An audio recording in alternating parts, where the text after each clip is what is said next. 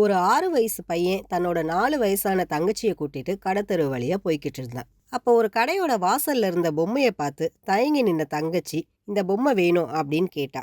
அவ சொன்ன பொம்மையை எடுத்து அவ கையில கொடுத்துட்டு கடையோட முதலாளிய பார்த்து, அந்த பொம்மை என்ன விலை அப்படின்னு கேட்டான் அந்த பையன். அதுக்கு சிரிச்சுக்கிட்டே அந்த முதலாளி, உங்ககிட்ட எவ்வளோ இருக்கு அப்படின்னு கேட்டாரு. அதுக்கு அந்த சின்ன பையன் தான் விளையாட சேர்த்து வச்சிருந்த அந்த கடல் சிப்பிகளை தன்னோட பாக்கெட்ல இருந்து எடுத்து கொடுத்தான். இது போதுமா அப்படின்னு கவலையோட கேட்டான். அதுக்கு அந்த கடைக்காரர் அவனோட கவலையான முகத்தை பார்த்துக்கிட்டே, எனக்கு 4 சிப்பி போதும் அப்படின்னு சொல்லிட்டு மீதியை கொடுத்துட்டாரு. இதையெல்லாம் கவனிச்சுக்கிட்டு இருந்த அந்த கடையோட வேலையால் தன்னோட முதலாளி கிட்ட, ஒண்ணுக்கும் உதவாத சிப்பிகளை வாங்கிக்கிட்டு இப்படி விலை உயர்ந்த பொம்மையை கொடுத்துட்டீங்களே ஐயா அப்படின்னா. அதுக்கு அந்த முதலாளி சொன்னாரு, அந்த பையனுக்கு பணம் கொடுத்தாதான் பொம்மை கிடைக்கும்னு புரியாத வயசு அவனுக்கு. அந்த சிப்பி தான் உயர்ந்தது. நாம பணம் கேட்டா அவனோட எண்ணத்துல பணம் தான் உயர்ந்தது அப்படின்ற எண்ணம் வரும். அதே போல தன்னோட தங்கைக்கு கேட்டதா தன்னால வாங்கி தர முடியும்ன்ற நம்பிக்கையும் அவனுக்கு விதைச்சிட்டேன்.